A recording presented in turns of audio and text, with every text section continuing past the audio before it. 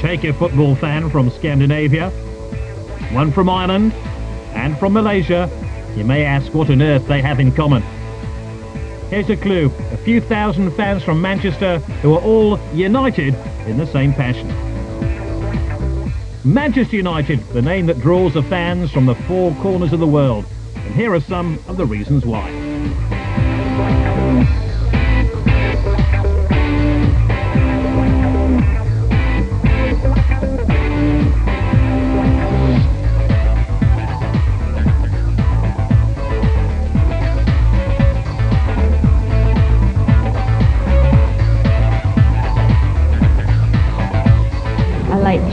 Michael, Keane, McClare, and a few others. In fact, I like almost all of them. Favorite United players: Ole Gunnar Solskjaer, David Beckham. English football has been followed in this country for a very long time. I remember when I was in school 25 years ago, we used to buy English magazine. We used to save our pocket money just to buy football magazine, shoes and things like that. The country is Malaysia, thousands of miles from the northwest of England, but geography holds no problems for the Malaysian branch of the Manchester United fan club.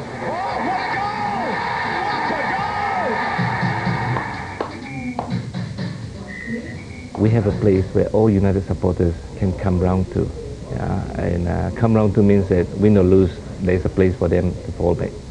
And we have a library, and the library has got the most football staff anywhere in Malaysia.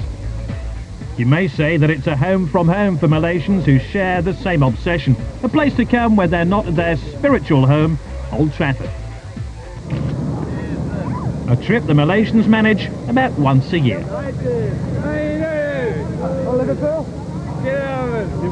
We're spending our two nights here. Yesterday we went to the stadium and kids training, to see them training and get their autograph. Every year we make the pilgrimage, which is 14 hours flying across the world to be in Old Trafford for one of the matches. And Man United, because of some of the greatest players, Bobby Charlton, Best, they've all been to Malaysia. They've all been to the clubhouse. It's a United family that's grown up in Malaysia. Their obsession fed by a worldwide coverage that English football has always had. We got about 4,500 members, including a cabinet minister, some royalties. Royalties means from the royal families, lots of professionals, and we have a good 10% of ladies as members. And one of the many ladies that have walked through the door of the fan club is one of the most famous royals in the world, Queen Elizabeth II, who visited recently with Bobby Charlton. But with Malaysia now independent of Britain, it seems that more people pay homage to the Reds of Manchester than the Red Rose of Queen Elizabeth II, and it's now Manchester United's commercial empire that is stretching furthest into Asia. The commercial idea has been taken so far that there's even a Manchester United outpost where fans can watch Manchester United from thousands of miles away, even when there's shopping to be done.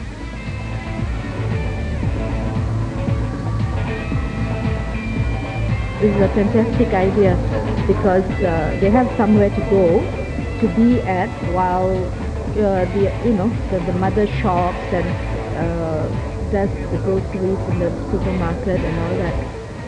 So whether they're in the supporters club or a shopping centre in downtown Kuala Lumpur, it doesn't seem to matter. When the fans sing at Old Trafford, the echoes will be heard on the other side of the world. Glory, glory, Man United. Glory, glory, Man United. As the Reds go marching on.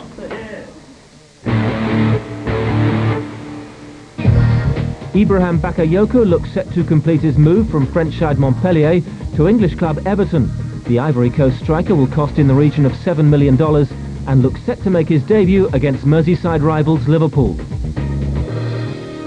Argentina's controversial referee Javier Castrilli has resigned in protest at alleged match rigging in his home country. Castrilli, who officiated at this year's World Cup finals, was named 1997 South American Referee of the Year. He's well renowned for his generous use of the red card. West Ham United teammates John Hartson and Eyal Berkovic were at the centre of an amazing training ground clash last week. Cameras caught Hartson aiming a kick at his Israeli colleague's head after Berkovic lashed out over an earlier tackle. The English FA have requested film of the incident, while surprisingly Berkovic has stated he wishes to remain at the club despite the fracas. UEFA have postponed Yugoslavia's Euro 2000 qualification match with the Republic of Ireland in Belgrade for security reasons. The measure followed months of political unrest in Kosovo. The match could now be rescheduled for November the 18th. Earlier we asked you the meaning of Bafana Bafana, the nickname associated with South Africa. Well, here with the answer is Penny McCarthy. Bafana Bafana means like young boys, you know, young boys together.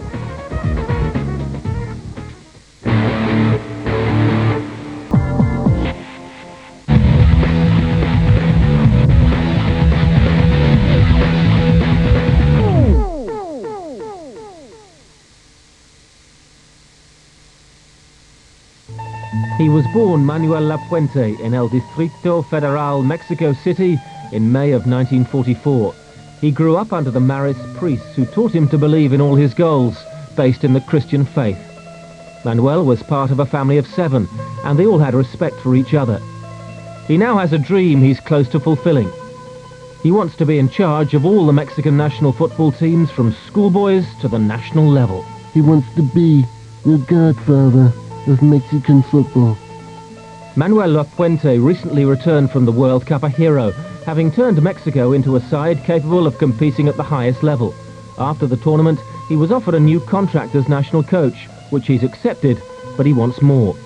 The actual details of his proposal are being kept under wraps until the Mexican Federation have reached a decision. But Lapuente has already proved himself to be a quality coach. It's not an ultimatum I demanded to be met. I had the support of all the presidents, and we must meet and go over things. The 6-month plan has been completed, so now begins the 4-year one.